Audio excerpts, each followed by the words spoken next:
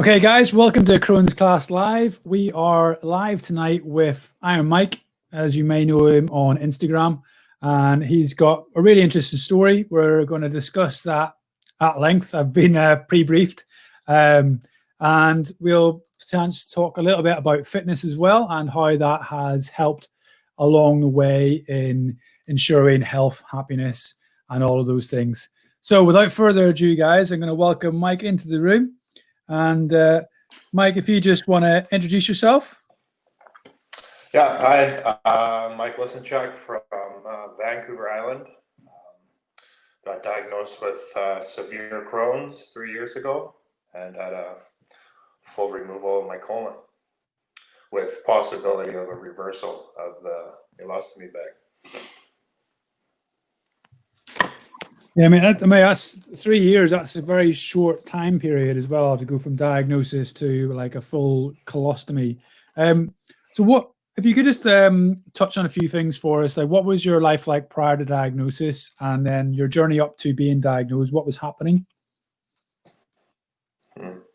Well, before any diagnosis, there was the only thing that kind of really bothered me was like I was getting ulcers, like sores inside my mouth and diarrhea the odd time, but it was never a thing with blood in it or any kind of signs of maybe I should go get checked up.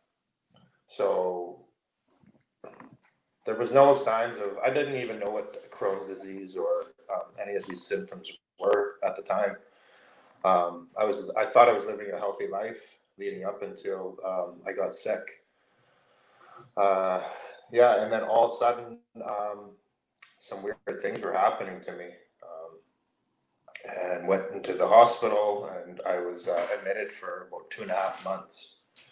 And in that time, there was an emergency procedure, and they removed a big chunk of my colon. And I was left with part of my sigmoid. And in that process of being reconnected in the hospital, it actually came apart during my healing time in there. So it was another emergency surgery after that, and that's when they gave me the ostomy bag. And how long were you in hospital before the surgery started? Pardon me? How long were you in the hospital before surgery started? Well, I got admitted after I went into the emergency, complaining about my stomach and no bowel movements and whatnot. And I was in the emergency room for about 2 days, and then I was admitted into the hospital. And probably about 3 to 4 days of sitting in a room, I bled out of my rectum, and next thing you know, that's when they had to perform emergency surgery on me.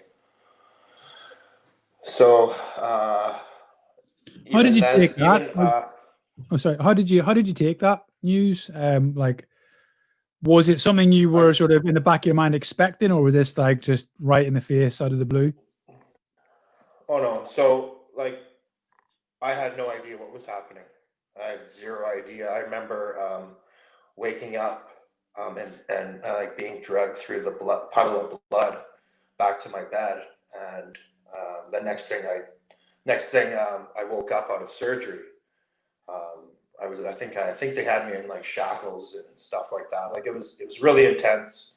I had no idea what happened.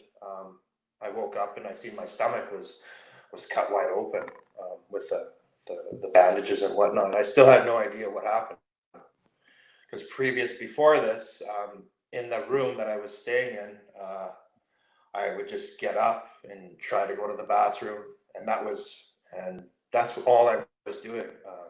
Nobody knew what was wrong with me. They tried to do a colonoscopy, and it wasn't successful. And like I said, next thing I knew, I woke up and they did something to me. Right? No idea what Crohn's was. I didn't think like I said, I had no idea. It was really just happened out of nowhere. Unfortunately. Yeah, it's crazy, and it's amazing how quickly it went from being a normal sort of, for argument's sake, healthy lifestyle to them being hospitalized and emergency surgery. Like, was there any symptoms that you were able to say, that's not right? Or was it just literally a couple of days of like blood and diarrhea to, I need to get to hospital? Well, like before this, I was working, and I think it was August. It was August when, and here on Vancouver Island, we were in hot summer, and we usually get shut down for logging because fires can happen from doing logging activities. So we were in kind of shutdown mode anyway. So that day I came home, I didn't feel good at all. I couldn't eat nothing. My mouth was full of ulcers. I wasn't really having too much bowel movements, but I kept eating food. I kept trying to eat food, and the bowel movements that would happen, it was very painful. And still at this point, there was no blood. And even at this point, I was still trying to juice my vegetables. I just thought I just had a stomach ache. I thought I was going to be okay, you know.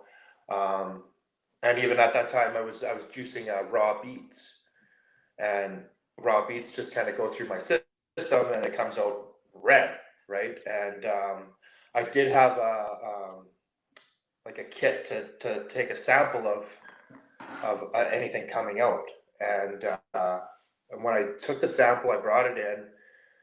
Then they said that I think the results came back. I was anemic, and there was blood in the stool. And so that kind of raised some bells and whistles, but still there wasn't a big push to get me a colonoscopy to get tested and checked.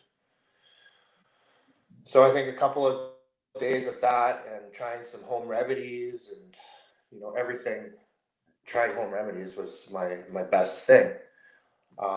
The one thing I did notice that was really weird was my left foot. My left foot swelled right up, and I had no idea. I thought I heard it at work. I thought I sprained my ankle at work, which wasn't the case. And then I thought I maybe got bit by like a bug or something, a spider, and that still wasn't the case. And I guess that could have been like some kind of sign that I was really sick, right? My immune system, I don't know. Like I said, before this, I had no idea what Crohn's was or colitis or any of that kind of stuff, right? I mean, it sounds pretty crazy. It's particularly the short time frame, and then I guess like doing the job that you did, to get a swollen ankle may not be that unusual for you as well. But then it's also like when you're in the know, like autoimmune diseases and inflammatory diseases, so to speak, can affect joints, and it's like one of the byproducts. But you're not going to know that unless you've done like a bit of research in and around. So yeah, like, it's got to have been so confusing for you. So you've been through this process and you've had like a whole battery of tests in a very short period of time. What was it like waking up? Well, like you obviously went in, had this emergency surgery, weren't really sure what was the outcome. What was it like waking up, having had the surgery? What was your first sort of reactions to it?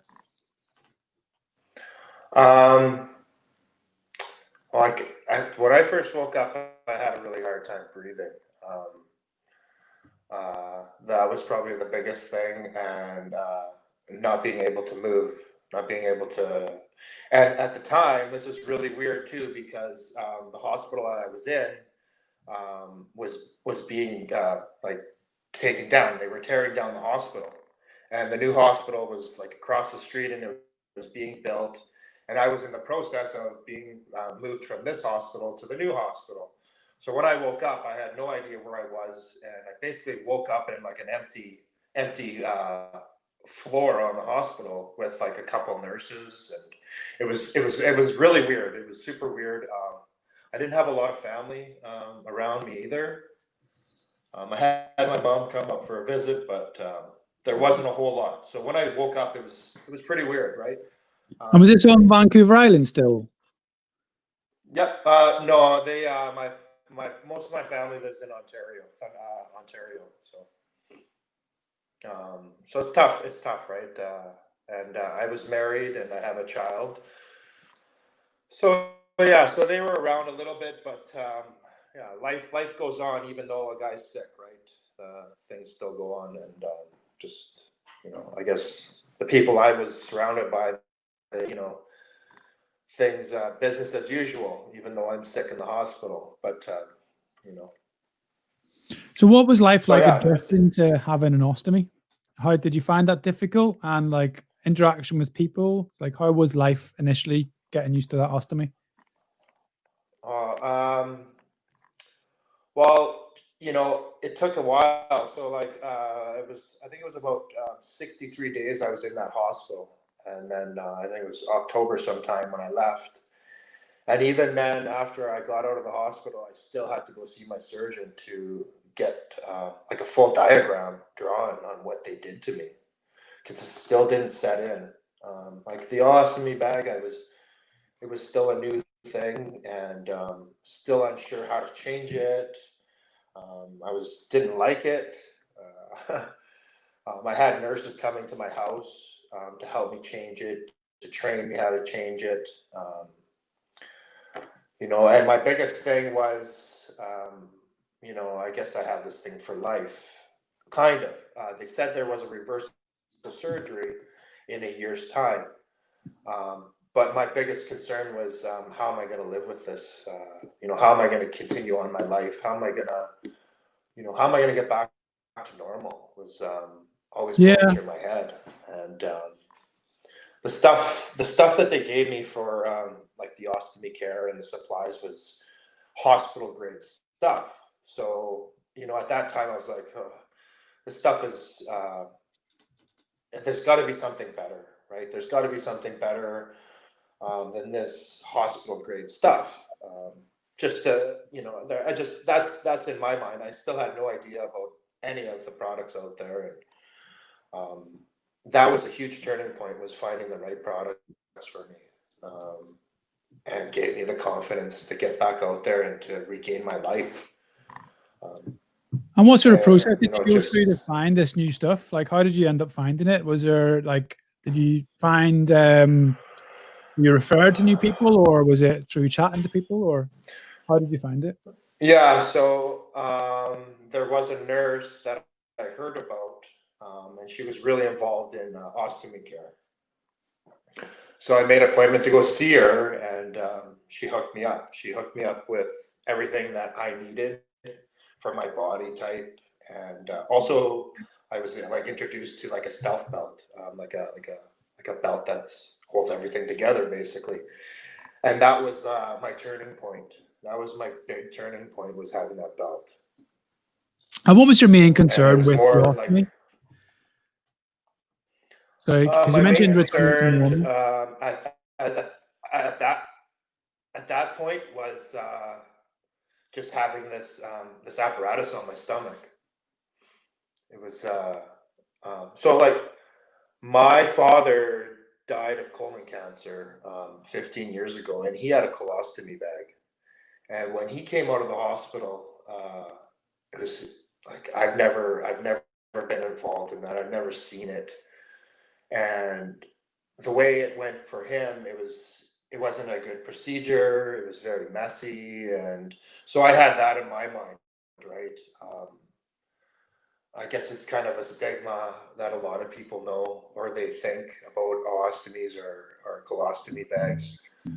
That they're kind of dirty and gross for some people. Like it's a harsh thing.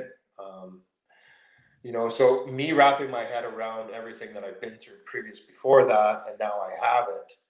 Um, it was a thing of concealing it and living my life. It was a very harsh thing. It was a very tough thing to pass. Yeah, it's But with the bag, the belt. yeah, it's a really difficult time, and I think a lot of people do struggle with adjusting to that.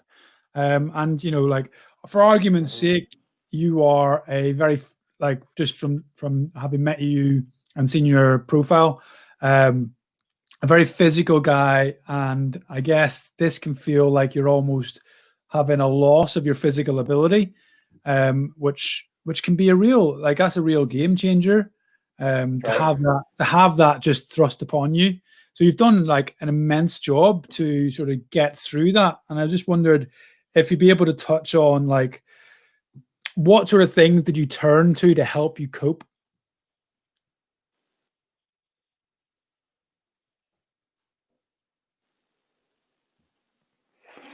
Well, a big thing as well was being introduced to medical cannabis. Um, that's been a huge player in my recovery. Um, I don't think, ever since I've been granted my own medical cannabis, I don't think I've ever stopped. And I use it. I use it for everything, from coping, from stress, to eating, to sleeping, for pain. And that's another thing. I haven't any pharmaceutical drugs from the doctors. I haven't been on any prescriptions. I don't even have a gastroenterologist doctor, which is bizarre.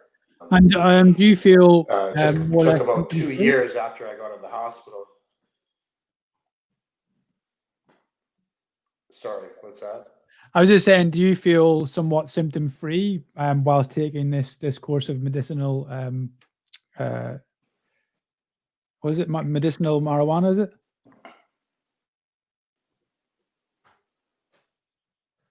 Yeah, cannabis. Yeah, Medicinal cannabis, that's it. medical cannabis. That's the one. So like, do you feel symptom free and have done for the last couple of years now?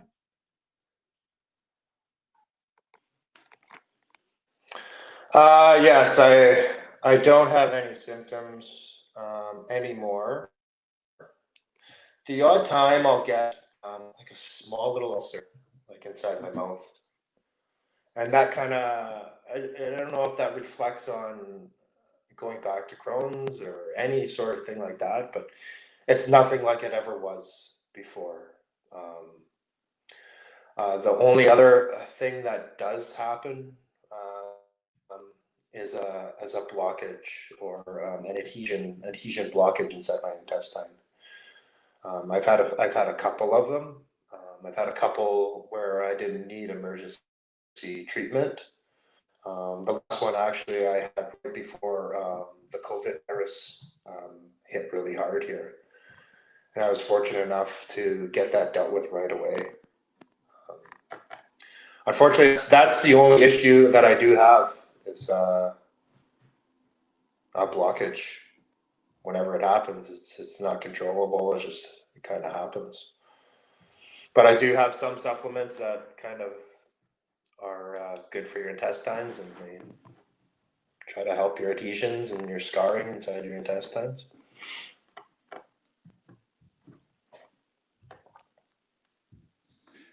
I think that's incredible that you've been able to have such a turnaround within your Crohn's Yeah, disease. Yeah. There's always a big question: is did I even have Crohn's? Because I think I left this out here. So before this all happened, I had my appendix removed. Yeah, I totally forgot to mention that. I did have my appendix removed. I had the option of taking medication or to have it removed. At the time, I was working away in logging camps, so I decided to get it removed. I think I think my recovery time was probably about 4 weeks, and that was my only time I was down. And then I was right back in the gym. I was right back to work. I was 235 pounds, and then all of a sudden, 3 months down the road, they took my entire colon. It's totally bizarre, right? The issue now at hand is, And that's 3 months having after reversal your appendix was surgery taken out. and possibly That's right. So, there's a small little question about that appendix removal. Was there anything, they never saw no Crohn's, they never saw my colon um, bloody or anything like that. So I can't, and like when they did remove my colon, it was so bad that they had to like scoop it out. I have pictures of it. It was black. It was pretty much rotting off, which I can't see that happening. It's very bizarre. It's a mystery. I'm all good now. I've healed up from it, so I've kind of just tucked it under the rug and left it as it is and not dug into it anymore. So it's a very bizarre story. Like, who knows, right?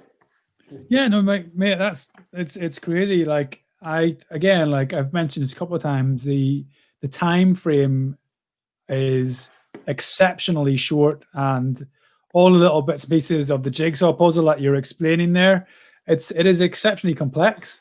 And you've had to go through a lot, and there's a lot of question marks, I feel, still as well, that are presiding over the whole situation. So for you, what's changed now? So like you have had a whole life, for want of a better word, before you were diagnosed and before you had to go through this life-changing surgery, which you're not sure if you actually needed in the first place. But what's changed for you, and how has life changed? Has it changed for the better?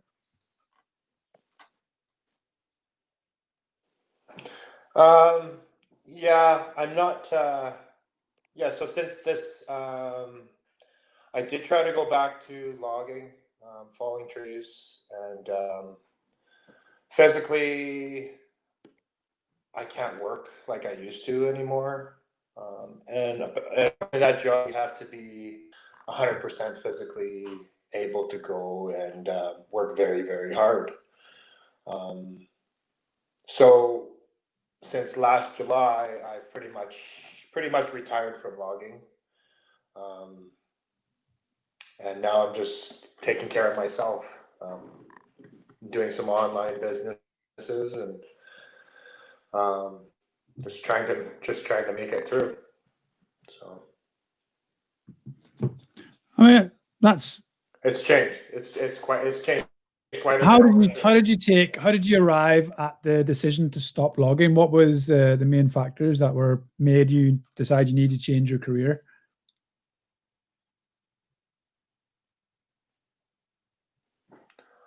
The main factor was probably the physical and the mental state I had to be in.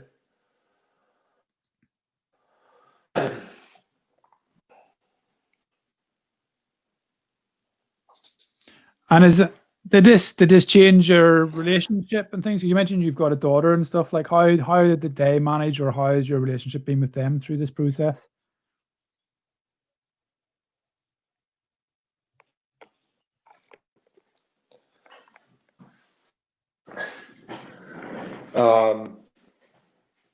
Yeah, I actually went through a divorce last summer as well. So that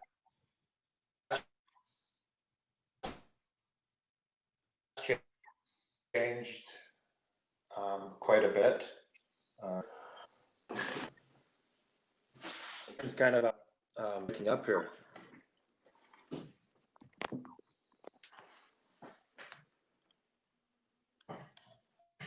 I still get you good, but you are coming in a little bit.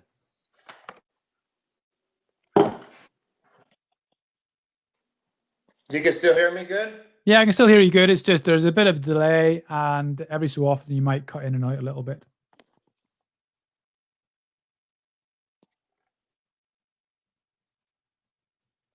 Okay. Okay, sorry about that.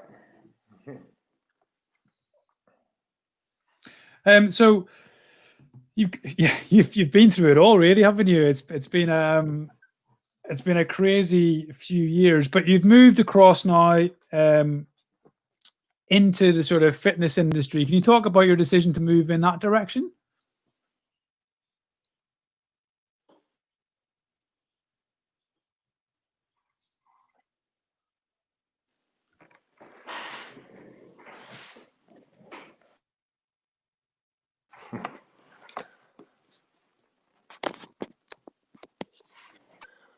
Okay, so it was a hard question.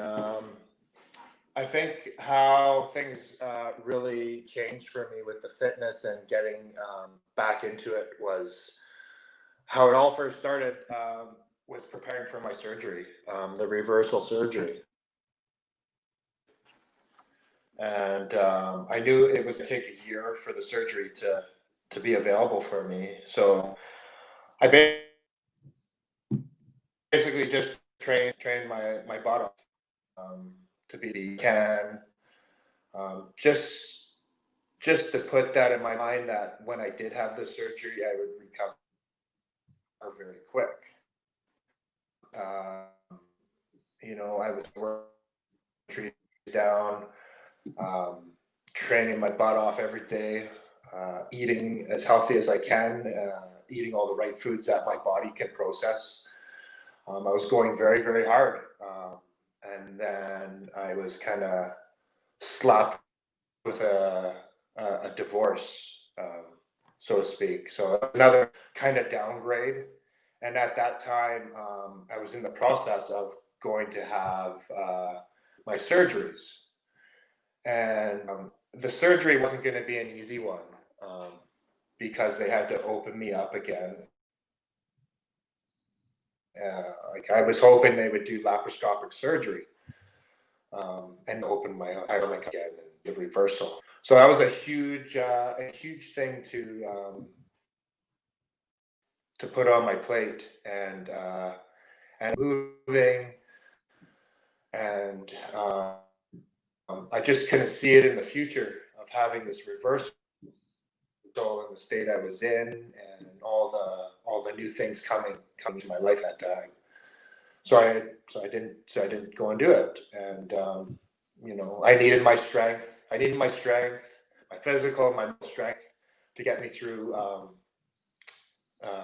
the divorce and the whatnot, right? So I'm here now, I guess, a year later after all that happened, and I am very healthy and very strong, and I think I can go forth with the surgeries now. So that's where I'm at. I'm back training again, and I'm going to train hard. And if I can have the surgery in a year, then I'll probably get it done. And so what's your main focus within your training?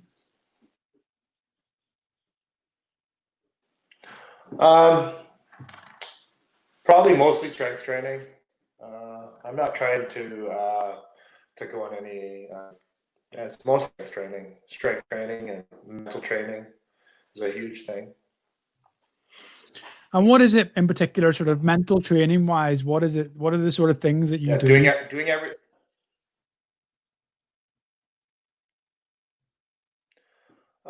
Some of the mental training I'm doing is like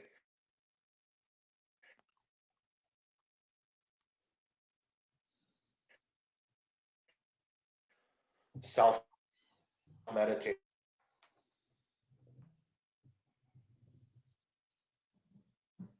And my meditation is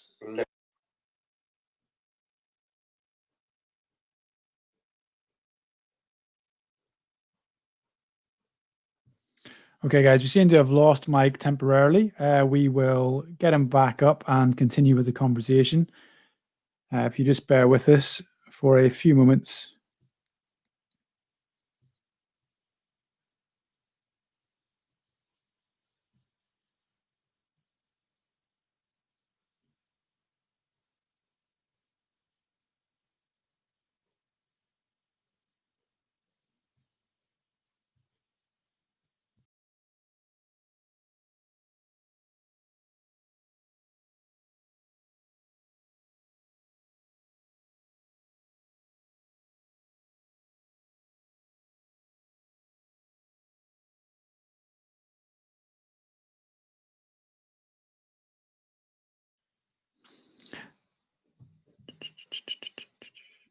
Okay, guys, we're going to have to pull it off of YouTube for the time being. I think it's maybe just hurting the bandwidth a little bit too much. But if you pop across to CrohnsCast and just search CrohnsCast on Facebook, you'll be able to pick us up on there.